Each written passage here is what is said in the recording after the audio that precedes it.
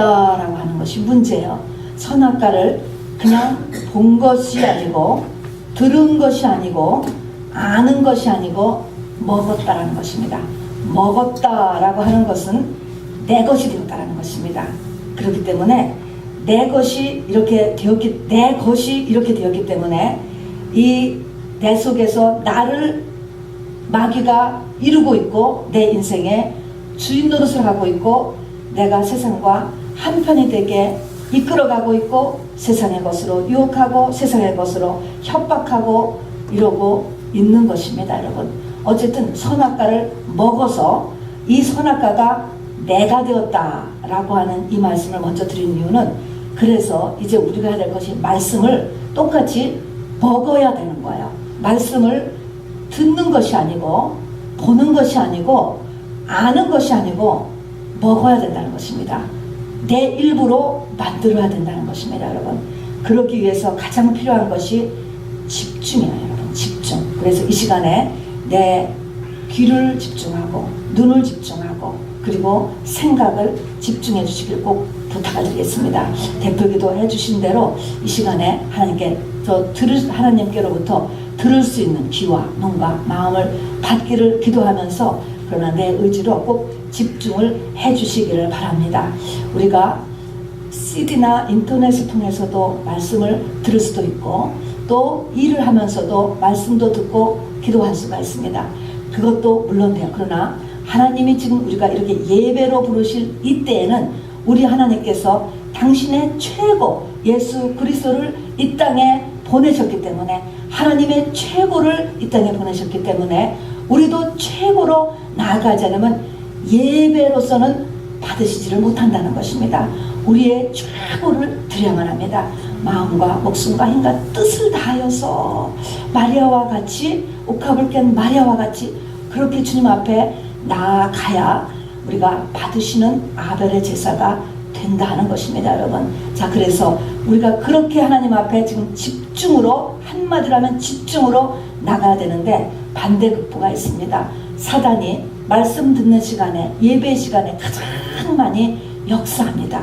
우리 씨 뿌리는 교회에서도 알 수 있듯이 사단이 가장 강력하게 역사하기 때문에 우리가 영적인 전쟁을 하면서 말씀을 들어주셔야 돼요. 그래서 눈은 항상 저를 맞추고 그 다음에 내 생각에 끊임없이 잡념을 불어넣어 주거든요. 어쩔 수 없어요.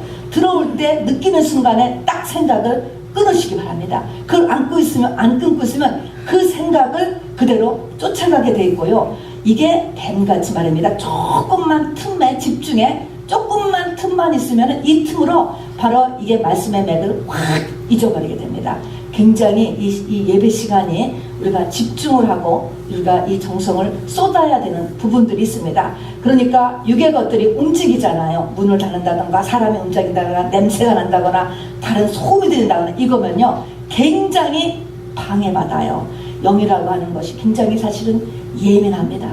그리고 성령님이 굉장히 우리의 최고를 요구하신다는 것을 여러분 잊지 마시기를 바랍니다. 여러분, 자, 그래서 최대한으로 싸우면서 나의 최선을 하나님 앞에 드리는 예배의 시간이 되기를 꼭 부탁드리겠습니다. 여러분, 크리스마스를 우리가 지금 준비하고 있습니다. 크리스마스가 12월 24일 밤이 물론 예수 그리스도의 진짜 탄생일은 아닙니다. 여러분, 자, 탄생은 아니지만 이것이 인류의 역사 가운데 하나님께서 들어오신 그것은 사실이기 때문에 우리가 그것을 준비하고 예비해야만 합니다. 근데 성경은 분명히 사복음서에서 예수님이 고요한 밤 거룩한 밤에 마구간에 아기 예수로 오신 것을, 그렇게 오셨습니다. 여러분, 그렇게 오신 것을 이야기하고 있는데 이것이 바로 이 반모섬에서 다시 오실 주님을 본 적이 있는 그 반모섬의 그 사도 요한은 말입니다. 요한일서 5장 6절에서 예수님이 물과 피로 임하셨나니 이렇게 말씀하고 있어요.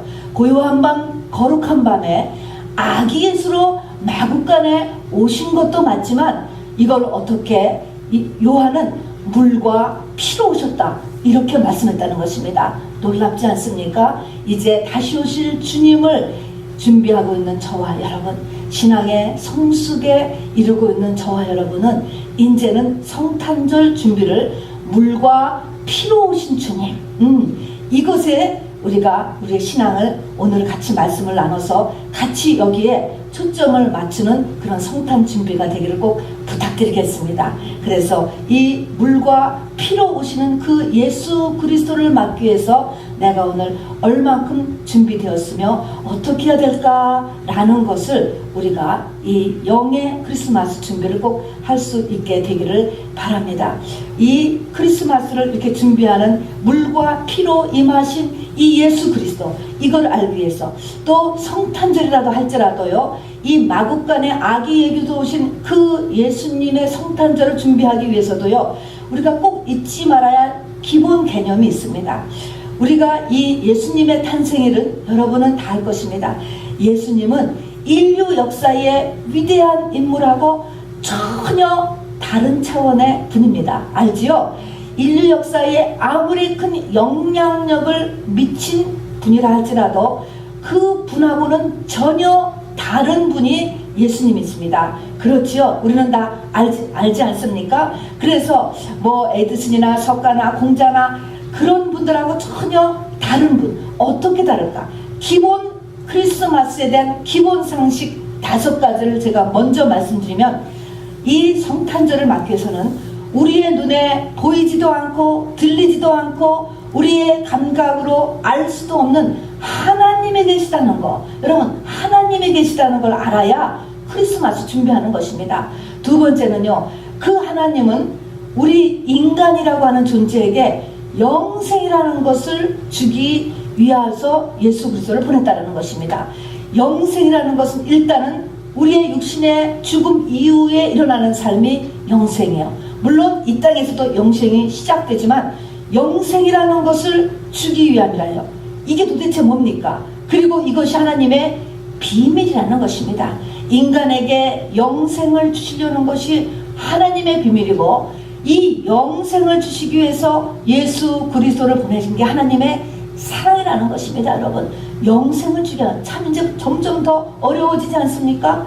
그런데 이 사람이 영생을 받기 위해서는 그 사람의 죄 문제가 해결돼야 된다는 것입니다.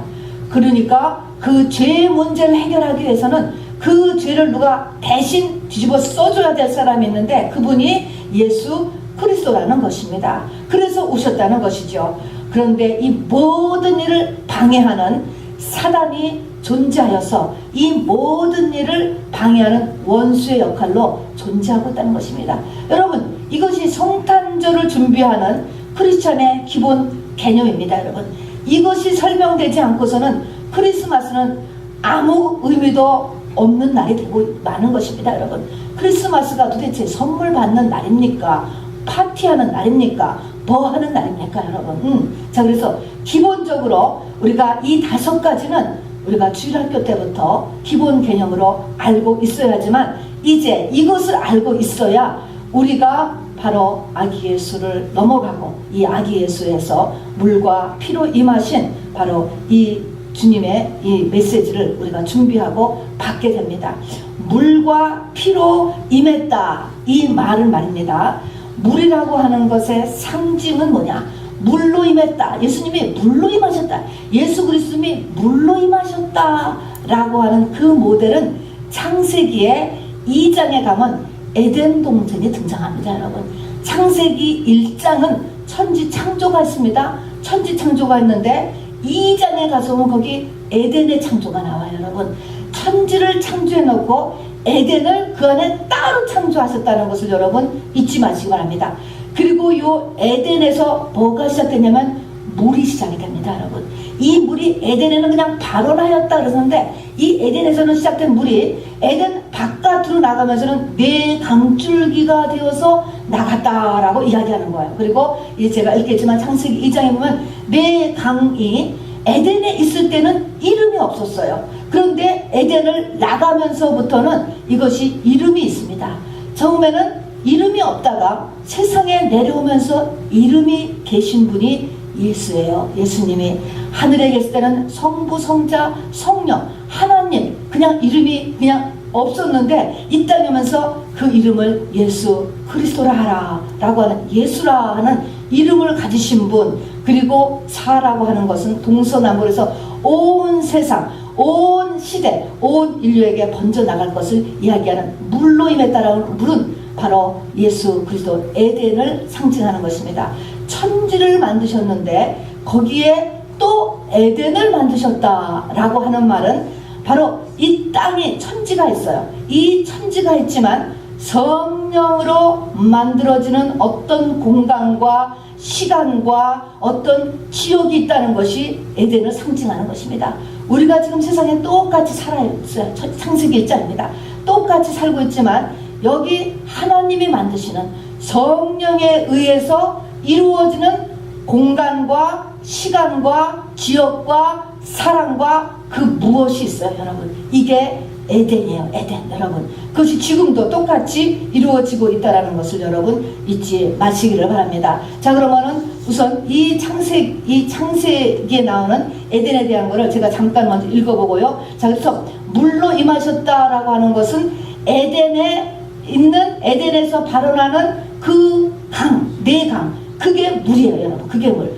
특별히 물이라고 이야기하는 그 이유는 인간이 존재하는데 가장 필요한 것이 뭔지 아세요? 물이기 때문에. 밥보다 중요한 게 물이에요, 여러분. 그래서 인간에게 물이 가장 필요하다. 그래서 물로 이야기했고, 이 물이 나타내는 것이, 물이 무엇을 상징한다. 그래서 첫 번째가 물이 하나님의 말씀을 상징한다. 그래서 이것은 예수님이 말씀으로 오셨다라는 것을 여기서 의미하는 것입니다. 이런 것들이 다 영의 세계를 이야기하는 것이니까 여러분 말씀을 들으면서 반드시 지혜와 계시의 영을 하나님께 간구하면서 들어야 돼요. 이것이 오감을 뛰어넘게 점프를 하기 때문에 여러분들이 이 영의 세계의 말씀을 여러분이 영감으로 잘 받으셔야 됩니다. 자, 그래서 제가 창세기 2장에 이 에덴에 관한 구절을 좀 읽어보겠습니다.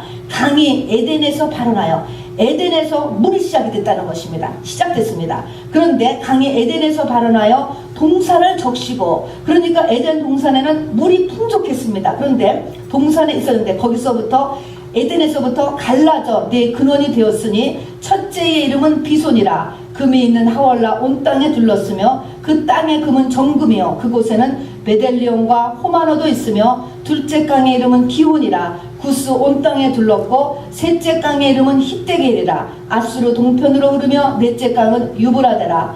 여호와 하나님이 그 사람을 이끌어 에덴 동산에 두사 그것을 다스리며 지키게 하시고, 여기까지입니다, 여러분. 이 에덴 동산을 다스리며 지키게 하라 그랬습니다, 여러분. 그러니까 이제는 우리에게 이 물로 오신 예수님은 우리가 다스리고 지켜야, 내가 이 물로 오신 예수님을 내가 붙잡을 수 있도록 내가 나 자신을 다스리고 내 영적 생활을 지키고 다스리는 일을 할 것을 명령해놨다는 걸 잊지 마시기 바랍니다. 어쨌든 여기 보면은 이 강이 에덴을 풍족히 시켰던 이 물이에요. 이 물이 강이 네 줄기의 강이 되어서 온 세상으로 나갑니다, 여러분. 자, 그런데 이것이 이름이 붙음으로 인하여서 이것이 예수님을 상징한다라고 이야기했습니다. 그래서 구약에서는 이 땅의 모델이 에덴이었고 신약에 넘어가면 이 땅의 모델이 바로 예수님입니다, 여러분.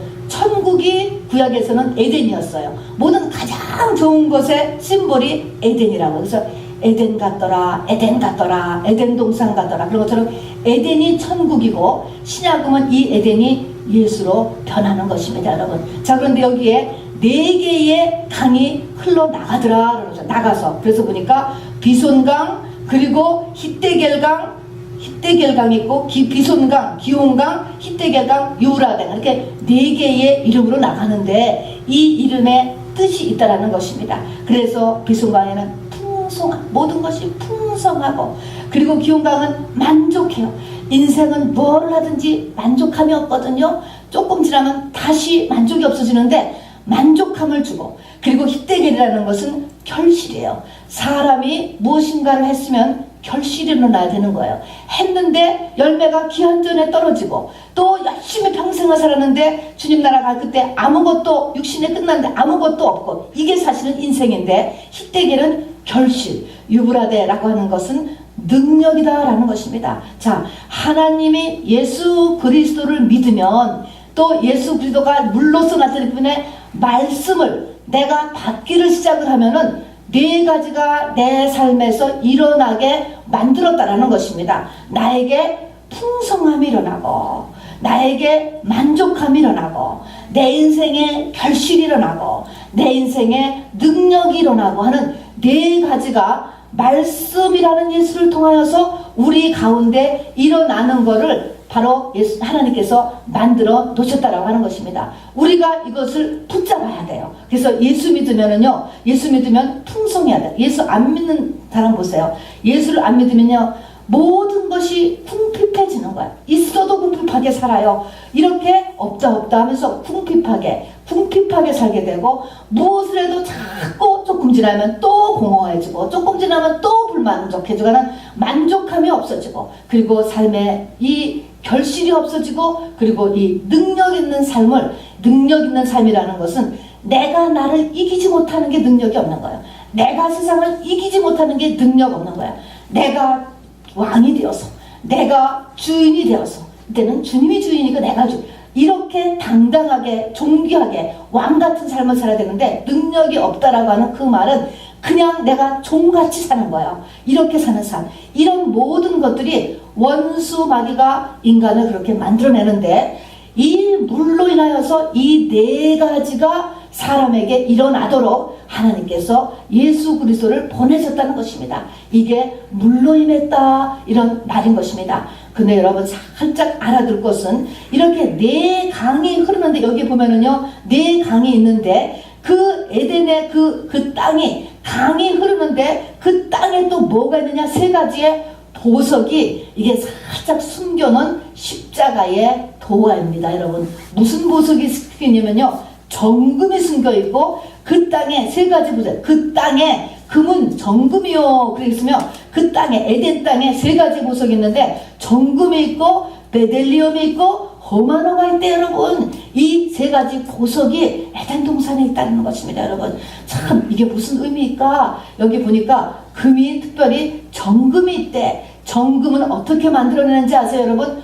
풀무불에서 만들어내는 것입니다. 용광로 불 속에 들어가서 만들어내는 것입니다. 그 정금이 있대. 또 베델리움이 있는데, 베델리움이라는 보석은 여러분 밑에 가서 이걸 진주를 얘기하는 것입니다. 성경에 진주는 어떻게 얻는지 아세요? 바로 자기의 모든 것을 다 팔아 그 극히 귀한 진주, 그 진주를 사는 것입니다. 여러분, 내 모든 것을 다 내놓고 사는 것이 사야 되는 거예요. 산다는 것은 바꾼다는 거야. 거저 얻어지는 것이 아니라 내놔야 온단 말입니다. 이게 산다는 의미인 거예요, 여러분. 그런데 이 진주는 자기의 모든 것을 다 팔아 그 진주를 산다라고 이야기했거든요. 그러니까 진주의 의미는 내 것을 내놔야 되는데, 호마노라고 하는 보석은 보석 이름인데, 이 보석은 어떤 보석의 상징이냐? 여러분, 보석이 일반적으로 어떻게 생겨나냐면, 보석은 화산이 터질 때 바로 생겨나는 돌이 변하는 것이라고 합니다. 그러니까 화산이 터질 때를 생각해 보세요. 엄청난 압력, 스트레스, 여러분, 그리고 고열이, 그리고 충격이 가해지는 게 화산 폭발인 것입니다, 여러분. 자, 그러니까 이 땅에 이렇게 정금과 베델리움과 호마노가 있었다라고 하는 의미. 물론 우리가 예수를 믿으면 우리가 다 흙이 아니고 보석이 됩니다. 맞아요. 그래서 이 천국에 있는 새 예루살렘 성은 전부 다 보석으로 되어 있어요, 여러분. 그래서 보석 같은 사람이 천국을 들어간다는 것을 상징하고 있고, 우리가 예수 믿으면 하나님 우리를 보석같이 보시는데, 그냥 교회만 나오면 다 보석같이 보는 게 아니고 하나님이 우리를 보석으로 만들어 가시는 거예요. 그러면 이 보석으로 만들어가는 과정이, 여러분, 그냥 나를 예수 믿으면 교회 나오면 다 보석으로 봐주시는 것이 아니고, 이 과정이 숨어 있는 거예요. 아까 같이 풀무가 숨어 있는 것이고, 정금이 되어야 되니까 풀무가 숨어 있고, 또 뭐가 숨어 있어요? 내 모든 것을 다 내놓는 헌신이 저기 포함되어 있고, 또 고열과 충격과 압력이 있는 화산 폭발이 기다리고 있다는 것입니다. 이래서 보석이 되는 거예요. 자, 어쨌든 이렇게 하나님께서 이 물로 임하신 것은 에덴의 내 강줄기를 우리가 생각하시면서 이런 능력으로 우리에게 다가오신다라는 것을 잊지 마시고, 이것을 다스리고 지키게 하라. 그 말은 물로써 임하였기 때문에 하나님의 말씀을 내가 그 근처에 있고 그 말씀을 빨아들이고 그 말씀으로 내가 나를 고쳐가는 일을 부지런히 하는 것이 다스리고 지키는 일이에요. 그래서 성경에 나오면은요, 물가에 심기운 나무, 시편 1편에도 복 있는 사람은 물가에 심기운 나무, 요셉도 샘 곁에 심기운 나무, 물 곁에 나를 심어야 돼.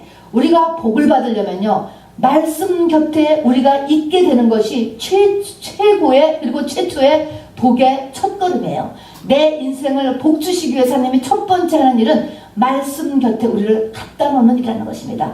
내가 이렇게 하나님의 생명의 말씀을 받을 수 있는 어떤 찬스나 어떤 오프닝이나 그런 상황에 있는 것이 나에게 향한 하나님의 최고의 축복이라는 것을 여러분 잊지 마시기 바랍니다. 자, 그러면은 내가 샘 곁에 심겨지는 일을 해야 되고, 그 다음에는 그 뿌리가 그 물을 빨아들이는 노력을 해요. 여러분, 이거 쉽지 않습니다. 여러분, 샘 곁에 심겨져도 내가 이걸 안 하면 안 되는 거야. 그래서 그 물을 빨아들이는 것. 더구나 저와 여러분은 이방인이에요. 접붙임을 당했단 말입니다. 힘쓰고 애쓰지 않으면 떨어져 나가버려요, 여러분. 이렇게 되지 않도록 접붙임을 당한 우리니까 열심히 뿌리를 통해서 그 물을 빨아들이려는 노력을 해야 되는 거예요. 그리고 빨아들여서는 그 말씀으로 나를 비추어 봐서 바로 내 모든 성품과 생각과 그리고 내 행동을 돌아보는 일을 부지런히 하는 일이 에덴 동산을 다스리고 지키게 하는 일이라고 하는 사실인 것입니다.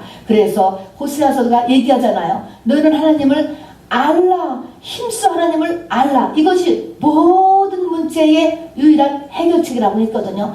예수 그리스도와 접하면 그때에 안다라는 것은 보통 우리가 보고 듣고 깨닫는 지식으로 아는 게 아니잖아요. 그 하나님과 연합하는 그것이 네 모든 문제를 다 해결한다라고 하는데, 거기에 힘써 하나님을 알라는 힘써는요, 그 힘써라고 하는 그 말은 마음과 목숨과 힘과 뜻을 다하여 라고 하는 같은 말인 것입니다. 그러니까 우리가 가만히 있으면 우리는 세상에 의해서 떠내려가요. 여러분, 이거를 물을 거슬려 헤엄쳐 올라가는 이런 삶을 살아야 우리 예수 그리스도로 승리할 수가 있게 되는 것입니다. 결코 이 신앙생활이 저절로 되는 길이 아닙니다. 넓은 길에 서 있어서 되는 길이 아니고 협착한 길을 우리가 끝까지 갈 수 있어야 그 끝이 천국으로 마무리가 되는 것입니다, 여러분. 그리고 이 넓은 길에 내가 편하다라고 있으면 끝이 뭡니까? 멸망으로 떨어진다는 것입니다, 여러분. 자, 그래서 우리가 힘써서 에덴을 지키고 다스리는 그 일은 아까도 이야기했지만 이 네 개의 강이 발언하였다. 놀라운 축복을 성경은 써놓고 있지만 이 축복은 내가 다스리고 지켜야 된다라고 하는 사실을 여러분 잊지 마시기 바랍니다. 그 말씀을 붙잡아서 내 것으로 했을 때 여기에 있는 것 같은 풍성함과 만족함과 결실과 그리고 능력이 우리 가운데 있다라고 하는 것이죠. 그래, 특별히 여러분 유브라데 이 능력이 네 번째 마지막으로 나오는데, 이 능력이라는 것이 얼마나 중요한지 몰라요. 이 능력이 몇 번 고치는 이런 능력을 이야기하는 것이 아닙니다. 물론 그것도 들어갈 수가 있겠지. 그러나 우리 사도 바울의 고백한 것을 보면 내가 능력 주시는 자 안에서 모든 것을 할 수 있느니라. 능력 주시는 자 안에서 내가 모든 것을 할 수 있느니라. 여러분, 얼마나 놀라운 말입니까, 여러분. 이것이 우울한 게 어디 있습니까, 여러분? 낙심이 어디 있습니까, 여러분? 하나님이 예수 그리스도로 인하여서 우리에게 선악과와 생명과를 통하여서 우리에게 모든 것을 다 완벽하게 해놓으신 분이 하나님이세요.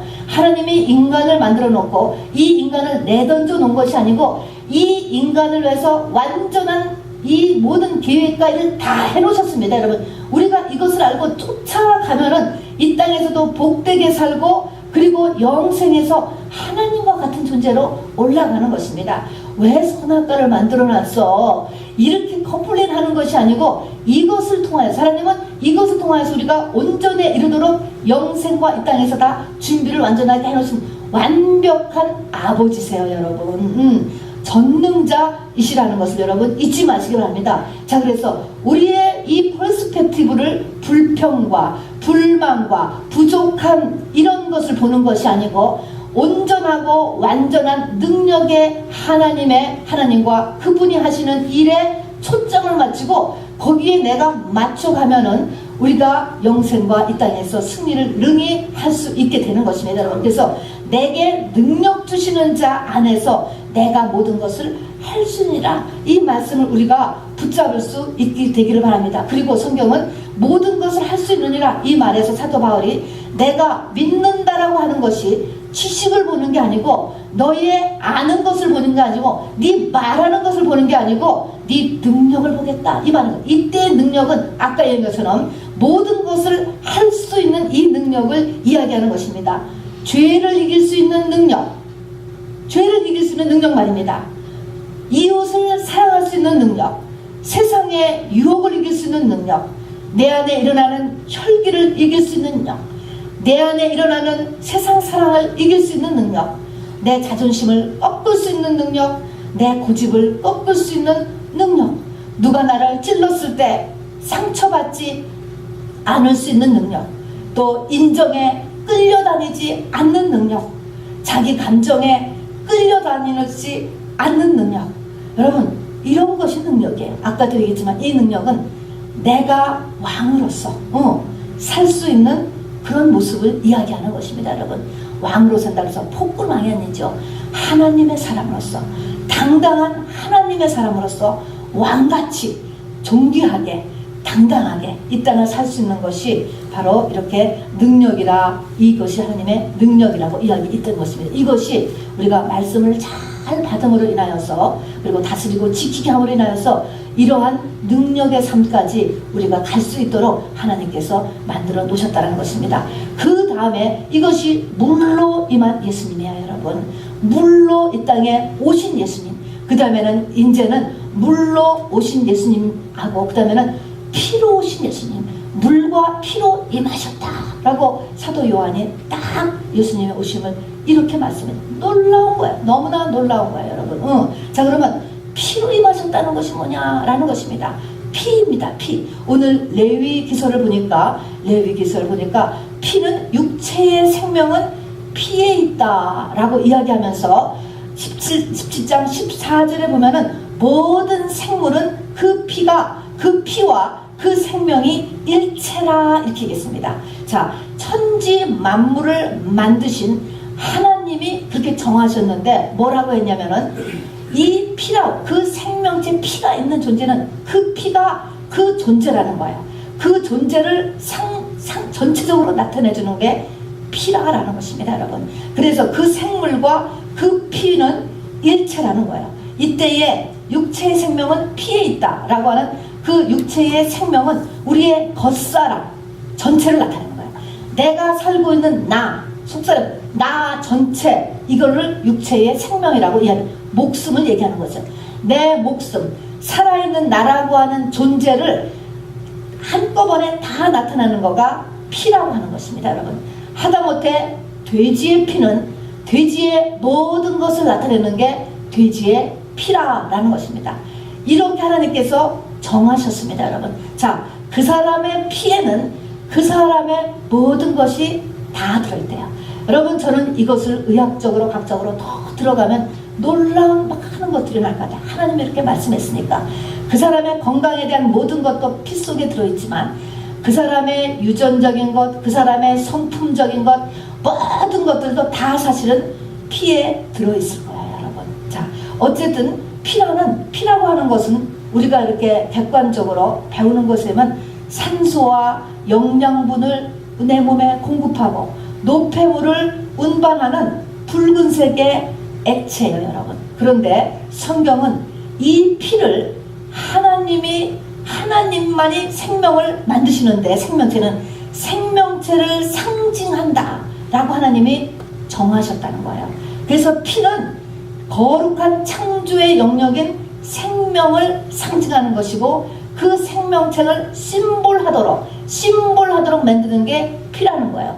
우리가 어떤 여기에 뭐 응어리가 생겼다 그러면 그 응어리가 도대체 정체가 뭐야 하고 하나를 딱 찍어다가 검사를 해보잖아. 딱 찍어다가 이렇게 검사를 해볼 때 그 찍으면은 그 덩어리가 뭔가라는 걸 알아보는 것처럼, 그 생명체가 뭔가라는 것을 대표하는 것이 피다라고 하는 사실인 것입니다. 자, 그래서 피는 바로 하나님이 정하신 그 생명체를 심볼릭하게 다 나타내고 있는 것이다라고 하는 것을 우리가 알아주시기 바랍니다. 이게 성경이 이야기하는 거예요. 우리가 세상에 나가면 피, 그러면 산소와 영양분과 노폐물을 운반하는 붉은색의 액체, 이것이 세상에서 정의해놓은 피예요. 그러나 우리가 성경을 알 때는 첫 번째가 그렇게 하나님이 정해놓으셨다라는 것과, 두 번째는 그 피는 희생을 상징한다라는 것입니다. 피값이다, 피를 흘렸다라고 하는 말은 피는 그 사람의 희생을 희생, 억울한 것입니다, 여러분. 희생을 상징하는 거예요. 그 다음에 피에 이 또 하나의 의미는 아까도 했지만 피는 희생을 나타낸다 그랬죠. 내가 누군가를 위해서 희생했어, 내가 뭔가를 위해서 희생했다라고 하면, 이 피의 세 번째 힘은 내가 희생하는 그 대상자에 내가 속한다라는 것을 상징적으로 이야기하는 것이 피가 주는 의미입니다, 여러분. 자, 그러면 참 어떤 부모가 자식을 위해서 정말 희생했어, 피값을 치렀다, 똑같이 그렇게 이야기할 수 있는 거예요. 정말 피값을 치렀다, 그 인생이 그 자식을 위해서 희생했다, 정말 그렇게 피값을 잃었다라고 얘기할 수 있어요. 같은 말이에요. 그러면 그 부모는 누구한테 속했어요? 자식한테 속했다. 영적으로는 그 의미라는 것입니다. 그러니까 이 피값을 치른 그 대상자에 내가 속한다, 이런 것입니다. 그래서 출애굽할 때 문지방에 문에다가 피를 칠하니까 그 피는 예수 그리스도의 피를 상징하는 거예요. 어린 양의 피지만 그게 죄사함을, 어린 양의 죽음으로 인해서 이 사람들의 죄는 없어졌기 때문에 니네들은 장자가 죽지 않은 이 재앙을 당하지 않고 나올 수가 있어. 그렇지만 이 피를 그렇게 믿고 나올 수 있었던 그 사람은 누구한테 속한 사람이에요? 하나님 앞에 속한 사람이라는 것입니다. 그 어린 양한테 속한 사람. 이것이 피가 주는 의미요, 희생이 주는 의미인 것입니다, 여러분. 내가 무언가를 위해서 희생을 한다면 그건 피값을 드리는 거가 되고, 바로 이 피값은 내가 그 대상자에 바로 내 생명을 바치는 것이요, 나라고 하는 인생 전체를 드리게 되는 것이요, 그 대상자에게 내가 속했다라고 하는 것을 여러분 이렇게 말한다고 하는 것입니다. 그 다음에 네 번째 피에 대한 의미는 히브리서 9장 22절에 피 흘림이 없이는 하나님의 용서함이 없다라는 것입니다. 이것이 리뎀션, 대속의 원리예요. 구속의 원리인 것입니다. 이게 다 영계의 원리인 거예요. 누군가가 죄를 처리해야지 복을 받는 거예요. 죄를 처리해야 저주가 끊어지는 거예요. 죄는 반드시 대가게 오는 것이 영계의 원리예요. 공의의 하나님이고 공의의 이 세계이기 때문에. 그런데 피 흘림이 없이는 그 용서가 없다. 누군가가 피를 흘려준다는 거야. 누군가가 아까 이야기했지만 희생이 일어나야 된다는 것입니다, 여러분. 이것이 피에 대해서 우리가 알고 있어야 되는 것입니다. 자, 그러면은 제가 피에 대해서 네 가지 말씀했습니다. 창세기 4장 10절에 보니까 우리 아벨이 죽었는데 카인한테 하나님 이렇게 얘기해요. 내 아우의 핏소리가 내게 호소하느니라 그러잖아요. 피 이꼬르 그 사람이에요. 그 생명체를 나타내는 게 피인 것입니다. 그리고 이렇게 그 생명체를 나타내는 피, 그걸 피라고 하나님이 정하셨을 때는 하나님이 정하시기 때문에 이 피는 없어지지 않아요. 하나님은 영이시고 영원한 거기 때문에 이 핏소리, 피값은 영원하게 움직이는 것입니다. 내가 하나님 때문에 희생을 했어. 그러면 그 희생은요 안 없어진다니까. 사람의 생각에는 없어질 수 있어. 잊어버릴 수 있지. 기독교 역사에서도 없어질 수 있지. 기억 안 해지만. 그러나 그 핏소리는 이 핏소리, 핏값은 없어지지 않고 영원히 존재한다는 것입니다. 해같이 빛나는 것입니다. 여러분 참 놀라운 것입니다. 이것이 영적인 원리인 것입니다. 자, 그래서 아우의 핏소리가 내게 후손해, 이런 말도 있고, 또 성경에 보면 많죠. 의인 아벨의 피로부터 성전과 지단세에 쓰는 의로운 피가 다 너희에게 돌아가리라. 하나님께서 그 핏값에 대해서 하나님께서 원수를 갚아주신다는 것입니다. 하나님 앞에 흘린 피가 하나님 앞에 다 올라간다는 것입니다. 하나님이 그걸 다 받으신다는 것입니다. 자, 그래서 이 피라고 하는 것이 바로 이렇게 영적인 의미를 가지고 있습니다. 고대 종교에서 보면은, 좀 기독교 아닌 종교에서 보면은 이 제사를 지낼 때 예수 안 믿는 사람들도, 그리고 여호와 하나님 아니고도 제사를 다 지냈어요. 영이 있는 존재는 다 제사를 지내요. 그런데 보면은 그들의 90%가 다 피를 뿌린다고 합니다. 참 이 영계의 비밀이 다 알려지는 거예요. 그래서 정말 인신제사도 지내고, 소도 바치고, 뭐 코끼리도 바치고, 돼지도 바치고, 뭐 이렇게 수많은 이렇게 생명체의 피를 뿌리는데, 그 사람들이 그 피를 뿌린 다음에 그 피를 먹었대. 왜 그 피를 먹으면 무슨 일이 있는다라고 그 사람들이 믿었냐면, 제단에 바친 그 피를 먹으면 그 피를 받은, 그 제물을 받은 그 신이 나하고 교제한다라고 하는 의미가, 교제를 시작한다라는 의미가 피를 먹는 거였대요. 참 이런 거 보면은 영계의 원리가 비슷하다. 우리가 지금 예수의 피를 먹잖아요. 성만찬에 먹어. 우리는 상징적으로 먹는데 이게 같은 의미인 것입니다. 먹는다라고 하는 의미도 아까 뭐라 했죠? 내 것으로 한다, 그런 의미라 그랬잖아요. 근데 어쨌든 고대에서 이 피를 먹는 게, 제사를 지내고 나서 돼지의 피를 마시고 또 사람의 피를 마시기도 하고 하는 것은 그 피가 영양가가 있어서 먹는 것이 아니고, 마침 그 신이 이제부터 그 피를 먹으면 나하고 교제가 이렇게 커넥션이 딱 맞는다라고 하는 그런 귀신의 세계에 대한 그런 원리 때문에 그렇게 한다고 합니다, 여러분. 그러니까 우리가 잘못 받쳐진 짐승의 피를, 순대를 먹으면 곤란한 거야, 여러분. 곤란한 거야. 그래서 우리가 피를 먹지 말라. 어쨌든 그 피는 생명에 속한 것이기 때문에 하나님의 첫째 원리, 하나님이 내가 이거는 생명을 상징하는 거야, 그리고 생명은 창조주만이 하는 거야 라는 심볼로 뒀기 때문에 레위기서에서 구체적으로 이렇게 금해 놓은 것이 지금도 이렇게 우리에게 내려가고 왔습니다. 자, 어쨌든 이렇게 했는데, 이 히브리서에 보면은 이제 히브리서 9장 12절에 보면은 수많은 염소와 송아지와 양의 피로 그 이스라엘 민족들의 죄를 대신 덮었잖아요. 누군가가 덮어야 된다 그랬잖아요. 피, 희생. 그러니까 그 짐승들은 다 억울하게 죽은 거예요. 전부 다 억울하게 죽은 거예요. 전부 다 억울하게 죽었는데, 그 피로 어쨌든 그 사람의 죄가 덮어졌다라고 이야기했습니다. 그래서 그 죄값으로 올 사망이라든가 문둥병이라든가 또 여러 가지 올 기근, 이런 것들이 면해지는 것을 그들은 체험했기 때문에 그렇게 짐승을 갖다 바치는 거예요. 그것이 아무 효과가 없었다면 1500년 동안 그 일을 안 하지요. 똑같은 사람인데 정확하게 나타나는 축복을 이스라엘 백성들을 주었습니다. 죄를 덮으니까 내가 실수하고 잘못했는데 죄값이 안 오더라는 것입니다, 여러분. 그게 훨씬 더 남는 장사예요. 그러니까 하는 것입니다, 여러분. 그런데 히브리서 9장 22절은 뭡니까? 이제는 염소와 송아지의 피가 아니라 예수의 자기 피로 영원한 속죄를 이루었느니라 이야기를 했습니다, 여러분. 그래서 예수님이 이 땅에 오신 이유는 뭐냐면, 이 땅에 오신 이유의 첫 번째는 죄사함 때문에 오는 거예요. 인류의 모든 죄를 덮기 위해서, 이것이 덮어져야만 영생이라는 것이 이루어지는 하나님 쪽에서의 하실 일을 하시는 것입니다, 여러분. 그래서 우리의 죄를 덮으려고 하니까 우리의 죄가 이제 속죄라는 게 뭡니까? 리뎀션은 건 누구의 죄를 그 사람한테 하나님이 덮어 씌우는 거예요. 우리가 이 땅에서도 십자가의 길을 가는 사람은 내 죄 때문에 고난받는 게 아닙니다. 다른 죄를 하나님이 글로 보내는 것입니다. 여러분, 그 죄가 오니까 그 죄값을 받느라고 고생하는 겁니다. 여러분, 이게 자기 십자가예요. 자기 십자가를 지라고 그랬잖아요. 바로 예수님에게 말입니다. 이 땅에는 모든 인류의 죄를 하나님이 다 보냈어.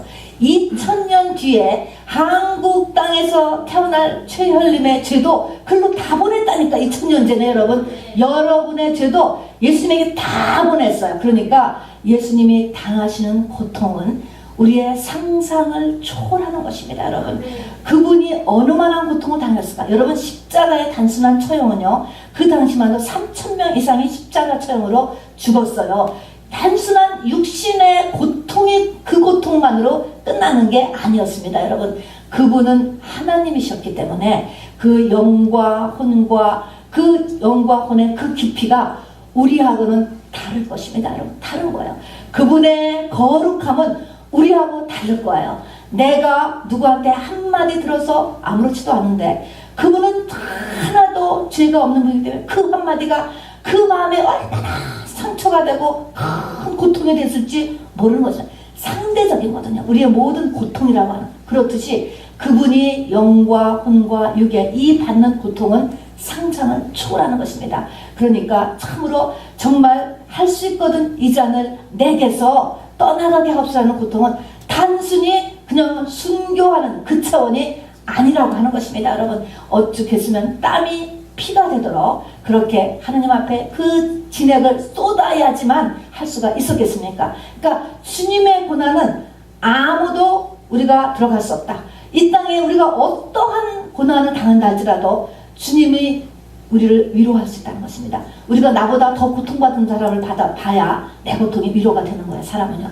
그런데 기도를 하면 주님은 이 땅의 모든 고난을 다 그거를 위로할 수 있는 분이고 그분을 덮을 수 있는 분이야. 욥이 10자녀를 잃은 그 고난을 주님이 덮어서 욥이 아무렇지도 않았습니다. 여러분, 이렇게 하실 수 있는 분은 주님밖에 없는데 어쨌든 주님이 바로 우리의 인류의 모든 죄를 하나님이 그로 다 보내셨어요. 그래서 그분이 바로 죽으셨습니다. 그분은 죽으러 오신 것입니다. 여러분, 그래서 우리는 탄생을 축하는 것보다 그의 죽으심을 기념해요. 축한다라고는 차마 얘기할 수 없고 그분의 죽으심을 기념하라 라고 이렇게 성만찬을 통하여서 이렇게 말씀을 이렇게 해 놓으셨던 것입니다. 자, 어쨌든 그 예수님이 죽으셨는데 이 피가 이제 주님이 피로 오셨다라는 것을 제가 설명하는 거예요. 주님이 피로 오셨는데 그분이 죽으셨을 때 피를 쏟아야 돼. 피를 쏟는데 구약에서 1500년 동안 제사를 지낼 때 이 성막에서 제사를 지낼 때 보면 번제단에다가 제물을 태우는 것입니다. 그죠? 대신 내가 지은 죄 대신에 양 한 마리를 갖다가 태우는데 그 양을 6토막을 내서 태우는 거예요. 여러분, 이 6토막이라고 하는 것은 그 사람 전체를 나타내는 거예요. 어떻게 6토막이 될까? 두 손, 두 팔, 두 다리, 그 다음에 머리를 자르고만 어떻게 될 것 같아요, 여러분? 그러면 머리, 뇌수저, 몸통 6개가 되죠. 6개를 잘라서 항상 번제단 위에 올라서 하나님의 불이 그를 태우는 것입니다. 여러분, 이렇게 제사를 올렸어요. 이것이 그 짐승 전체를 홀라당 다 태웠다, 이런 의미가 되는 거예요. 예수님이 6토막이 쳐졌다라는 것입니다. 여러분, 그게 피를 흘렸다라는 것이 상징하는 것입니다. 예수님의 두 손과 두 발이 못이 박혀서 피가 났어요.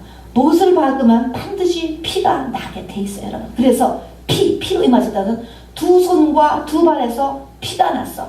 그 다음에는 머리에 가시면류관을 꽉 씌웠기 때문에 머리에서 피가 났어. 그 다음에 뭐가 남았어요? 몸통이 남았죠. 몸통은 뭐세요? 로마 병정이 칼로 팍 찔렀더니 거기서 분명히 피가 나왔다. 참 이상해. 그냥 언뜻 생각하면 물만 나올 것 같기도 한데 여기 내장이니까 물과 피가 나왔다는 것입니다. 그러니까 몸 전체에서 다 피가 나왔어요, 여러분. 그래서 몸 전체에서 다 피가 나왔다라고 하는 것은 몸 전체가 다 죽었다라고 하는 의미고, 인간의 몸 전체에서 준 모든 죄를 다 덮을 수 있다라는 것을 이야기하는 것입니다. 머리에서 피가 나왔어요. 예수님의 머리에서 나온 피가 내 머리에서 나온 모든 것을 다 덮어. 내가 눈으로 지은 죄, 얼굴에 있는 거 다야. 눈으로 지은 죄, 입으로 지은 죄, 귀로 잘못 들은 죄, 생각으로 잘못 지은 죄, 이런 잘못된 가치관, 이런 거 내가 회개만 하면 주님이 머리로 지은 죄 다 갚았다. 그 다음에 내 두 손으로 지은 죄, 두 발로 지은 죄 다 갚았어. 또 그 가운데는 내 몸통이 지은 죄, 여러분 음란과 간음도 다 들어가요, 여러분. 또 내 마음으로 지은 죄도 다 몸통에 있는 거 다 들어가요, 여러분. 그래서 모든 죄, 한마디로 이 모든 죄를 바로 주님이 다 덮으셨다. 내가 믿기만 하면 다 보냈다는 거. 하나님 그쪽으로 2000년 전에 저 갈보리산으로 다 보내셨대요, 여러분. 이것이 피로 임한 거야. 그런 다음에 주님이 또 특별히 두 가지, 성경은 피를 더 흘린 시기가 있습니다. 이렇게 십자가에서 딱 죽으셨을 때는 죽으심으로 인해서 다 이루어져서 다 피가 이루어졌어요. 자, 그래서 율법의 모든 죄가 다 끝났습니다. 그러니까 여러분은, 저도 마찬가지죠. 우리가 끊임없이 죄를 짓게 돼요, 여러분. 끊임없이 실수를 하게 돼요. 끊임없이 연약한 부분이 발견돼요. 그렇다 할지라도 절대로 나를 정죄하면 안 돼요, 여러분. 그것이 내가 잘못했다는 걸 알아요. 그럼에도 불구하고, 그러면 딱 잘못한 걸 느낌과 동시에 마귀는 나를 막 참수하거든요. 살아있으니까. 절대로 마귀에 참수당하지 않고, 여러분 그리스도 안에 있는 자는 결코 정죄함이 없나니 누가 우리를 정죄하리요? 누가 우리를 대적하리요? 누가 우리를 송사하리요? 여러분 일단 주님의 죽으심을 우리가 받아들여야 되는 거예요. 자, 그래서 아까 네 강이 흘러나가고 있는 것도 일단 받아들여야 되고, 그 다음에는 주님이 다 이루다 일단 받아들여야 되는 거예요. 이걸 믿음으로 말입니다. 내가 아직 믿음이 하나도 없고 인제 믿음을 시작했을 때 우리는 이거를 받아들여야 되는 것입니다. 믿음으로 붙잡아서 이거를 써야 되는 것입니다. 그래서 주님이 다 죽으셔서 우리는 이제는 정죄하지 못하는 바로 이런 상태를 이뤘습니다. 요한일서 1장 7절에 아까 읽은 대로 그 아들의 피가, 그 아들의 피는 뭐예요? 하나님 아들의 피인 것입니다. 하나님의 피가 우리를 깨끗게 하셨다는 것입니다. 우리를 깨끗이 흰눈같이 도말했다. 완전히 덮어버렸다는 거예요. 하나도 안 보이게 다 우리의 모든 죄를 다 덮었다. 원죄, 조상죄, 내가 평생 지은 죄 다 덮었다. 여러분 이것을 믿으시기를 바랍니다. 그런데 두 번째는 말입니다. 주님이 또 피를 흘린 것이 있어요. 또 피를. 겟세마네 동산에서 말입니다. 겟세마네 동산에서 하나님의 뜻에 순종을 해야 되는데 이 뜻 순종하는 게 너무 어려운 거야. 너무 어려운 거야, 여러분. 우리가요, 하나님 말씀을 읽잖아요. 읽는데도 순종 못하잖아. 못하는 경우가 너무 많아. 순종을 못해, 여러분. 이 순종을 정말 이렇게 못하는 이유는 내 속에 정말 내가 모르는, 내가 알면 회개를 하는데 내가 이거를 회개가 아직 안 되는 거야. 깨닫지를 못해서. 그래가지고 내 속에 어쩔 수 없는 가시와 엉겅퀴가 들어있어요. 사람 속에는 상처가 들어있어요. 내 마음속에 원한이 들어있어요. 또 오늘 어느새 내 마음속에 시기도 들어있고 미움도 들어있고 또 거짓도 들어있고 또 나를 높이고 싶은 마음도 어느새 들어가 있고, 이런 것들이 나도 모르게 또 들어가 있고 내 속 깊은 곳에는 원한도 들어가 있고 말할 수 없는 아무한테는 상처도 있고, 이런 것이 내 속에 있는데 이런 것들이 다 뭐예요? 이런 것들이 다 원래는 그것이 죄요, 죄. 그 뭐 색깔은 죄이기 때문에 나를 하나님 앞에 눈을 가려서 내 죄를 보지도 못하게 하고 그걸 할 수 있는 힘을 막는 것. 불순종에 이르게 한다는 것입니다, 여러분. 그래서 우리를 불순종하게 만들어요. 하나님의 말씀이 건성으로 들려지게 하고, 또 아는데도 못해 이렇게 해야 되는데도 못해. 그렇게 못할 때 주님이 뭡니까? 겟세마네 동산에서 땀이 뭐가 되도록 기도하셨다고요? 피가 되도록. 그래서 우리가 이거를 믿자라는 것입니다. 여기에 피가 등장. 이 피는 나의 불순종을 덮는 거예요. 아무도 모르는 내 안에 상처를 덮는 거예요, 여러분. 이 내 안에, 이 내 마음속에 있는 어떤 원한을, 나도 어떻게 못하는 이 원한을 덮을 수 있다는 것입니다, 여러분. 그래서 이게 따로 또 피가 이렇게 나간 것입니다, 여러분. 그래서 주님이 겟세마네 동에서 또 피를 흘리셨어. 이거는 우리를 순종케 하시기 위한 피입니다, 여러분. 이 피를 의지하시기 바랍니다. 이 피를 붙잡고 우리가 하나님 앞에 도와달라고 나아가시길 바랍니다. 여러분, 나 하나님 뜻대로 살고 싶어요 하면서 그 피를 의지하시기를 바랍니다. 자, 그리고 마지막으로는 바로 그가 채찍에 맞음으로 십자가에 달리기 바로 전에 채찍 맞는 기간이 있어. 왠지 모르지만 일단은 피가 세 군데로 나죠. 겟세마네 동산에서의 피, 그 다음에 이 채찍 맞으면서의 피, 십자가에서 죽으면서 피. 물론 그 전에 예수님의 생애 전체가 가난하게 사시고 멸시당하시고 모욕당 이런 생애가 다 희생을 상징해요. 다 고난이니까 피값이지만 그것보다도 더 우리가 피로 오셨다라고 하더는 구체적으로 피, 그 하나님이 이 살이 찢겨서 나가는 그 붉은 피는 우리에게 특별한 능력이요, 바로 우리에게 이 하나님의 이 피로 다가오시는 것이기 때문에, 예수를 상징하는 것이기 때문에 붙잡아야 돼. 세 번째가 바로 그가 채찍에 맞음으로 너희가 나음을 입었도다. 그래서 엄청나게 채찍을 맞는 것입니다. 채찍에서 피가 튀었다라고 이야기를 했습니다, 여러분. 그래서 이게 나음을 입었다. 뭡니까? 병입니다, 여러분. 병. 인간에게 있어서 가장 고통스럽고 마지막 것이, 우리가 육신에 끝나면 끝나잖아요. 병에 대해서 우리가 특별히 이 말씀을 붙잡고 기도할 수 있는 하나님의 자녀가 되기를 꼭 부탁드립니다. 하나님, 무엇 때문에 그러십니까? 분명히 주님의 채찍으로 맞아서 우리에게 나음을 입었는데 왜 안 낫습니까? 낫게 해주죠. 이렇게 할 근거가 되는 것이 채찍에 맞음으로 피를 흘렸다는 것입니다. 육신의 병, 마음의 병 마찬가지예요, 여러분. 병에 대한 것. 그래서 이 세 가지를 예수가 피로 임하셨다는 것이 됩니다. 그런데 자, 그래서 우리가 이 예수 그리스도가 물과 피로 임하셨나니 라고 하는 이 사도 요한의 놀라운 이 진리에 대해서는 우리는 이렇게 7가지를 붙잡아야 됩니다. 아까 얘기한 것처럼 내 강이 주는 놀라운 이렇게 풍성함과 만족함과 그리고 결실과 능력, 예수 믿으면 이거 있는 거야. 4가지 붙잡을 것과 그 다음에 피가 주시는 3가지가 있다고 그랬잖아요. 모든 죄, 그 다음에는 또 무슨 죄? 불순종의 죄, 그 다음에는 마지막으로 치료. 이 3가지 총합해서 7가지는 예수 그리스도가 오신 우리의 큰 베네핏이요, 하나님이 우리에게 주신 놀라우신 선물이에요. 이것이, 이런 큰 선물이 어디 있겠습니까? 이게 성탄절이에요, 여러분. 물과 피로 우리에게 하나님이 내려오셨다는 것입니다.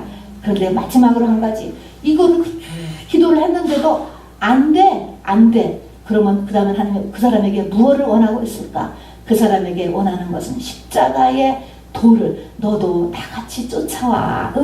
내가 아사셀 양이 되고, 내가 예수와 같이 되고, 내가 제사장 손에 잡혀 죽은 그 한 마리의 새와 같이 나를 따르라 라고 부르는 사람들이 있어요. 그 때가 된 사람들이 있어요. 그 사람에게는 바로 하나님께서 이렇게 죽게 하시기 때문에 이것이 그대로 임하지 않습니다, 여러분. 이 2가지를 같이 붙잡아야 돼요. 자, 그래서 바로 이 이스라엘 민족들이 가나안에 들어갈 때 바로 12개의 돌을 거기다가 하나에 죽는 그 물속 요단강속에 사장하는 12개의 돌이 있고, 또 다시 건져낸 12개의 돌이 바깥에다 가나안에 놨던 것처럼 우리는 예수 그리스도의 능력을 한 면에서는 붙잡으면서 또 한면에서는 하나님께서 나를 십자가에 죽으심으로 내가 그리스도와 함께 십자가에 못 박혀 죽었나니 라고 하는 바로 이렇게 또 하나의 예수를 만들어내기 위해서 나의 겉사람을 완전히 죽이기 위한 길로 인도함을 받고 있는 사람이라고 한다면, 빨리 모든 것을 주님과 같이 다 놓고 더 가는, 이런 십자가의 도를 가는 데까지 가는 저와 여러분 되어야지만 합니다. 그러니까 이게 다 2가지가 다 항상 이렇게 십자가가 그 사이에 이렇게 숨어 있습니다, 여러분. 자, 여러분, 어쨌든 말씀을 마치고 여러분 찬송가 202장을 보면은 이게 피의 능력을 여러분 써놓고 있어요. 얼마나 좋은 찬송인지 모릅니다. 아까도 얘기했지만 그 죽으심의 피의 능력, 물의 능력, 말씀의 능력, 이 피를 믿음으로 잡는 이 피의 능력은, 여러분, 말씀은 그래도 이렇게 보이잖아요. 피의 능력은 완전히 안 보이지만 이 피는 바로 이게 빨간 물이 아니고 영으로서 영인 것입니다. 여기에 다, 그리고 온 우주에, 온 시대에 다 이 피의 능력이 있다라고 하는 사실 여러분 잊지 마시기 바랍니다. 찬송가 202장을 부르면서 우리가 물과 피로 임하신 주님, 하나님의 말씀으로 그리고 물은 말씀이니까. 그리고 예수님의 피는 믿음으로 바로 우리가 이렇게 이 피를 붙잡음으로 인하여서 우리가 하나님 앞에 정말 승리하는 저와 여러분 되어야 되겠습니다. 우리 한번 찬송가 202장을 한번 불러보면서 여러분 여기를 보면은 죄에서 자유를 얻게 하면 보혈의 능력. 우리 다 알죠? 내 죄가 자꾸 내가 죄를 끊지 못하는 거. 새삼스럽게 다시 한번 보혈의 능력을 붙잡으시기 바랍니다. 여러분. 내가 죄를 이기지 못할 때 주님 분명히 다 이루셨습니다. 다 이루셨습니다. 이걸 붙잡고 기도하시기 바랍니다. 바로 세상의 모든 시험을 승리케 하는, 이기게 하는 보혈의 능력. 육체의 정욕을 이기려면 보혈의 능력. 이 다 보혈의 능력이라니까요. 바로 음란한 나를 이길 수 있는 능력. 내 마음에 위선적이며 열등감과 이기심과 교만으로 가득 찬 나를, 육체의 정욕을 이길 수 있는 것 보혈의 능력. 분노와 상처로 가득 차 있는 나를 이길 수 있는 것 보혈의 능력. 내 마음을 정결케 하는 그 보혈의 능력. 내 환경이 얼마나 어려운 환경이 있다 할지라도 날마다 나에게 찬송 주는 거 보혈의 능력이고요. 참으로 나에게 승리를 주는 거 참 보혈의 능력, 놀라운 능력이로다. 찬송 그대로예요, 여러분. 이것을 그냥 이제 우리가 많이 불렀지만 지금부터는 더욱더 이 보혈의 능력이, 이 보혈이 정말 이 시간에, 이 장소에 충만하게 있다라는 것을 믿으시고 그렇게 붙잡는 마음으로 이 보혈의 찬송을 부르면서 이렇게 믿음으로 붙잡아서 승리하는 저와 여러분들 바랍니다. 우리 찬송을 한번 힘차게 같이 한번 불러보겠습니다. 202장입니다.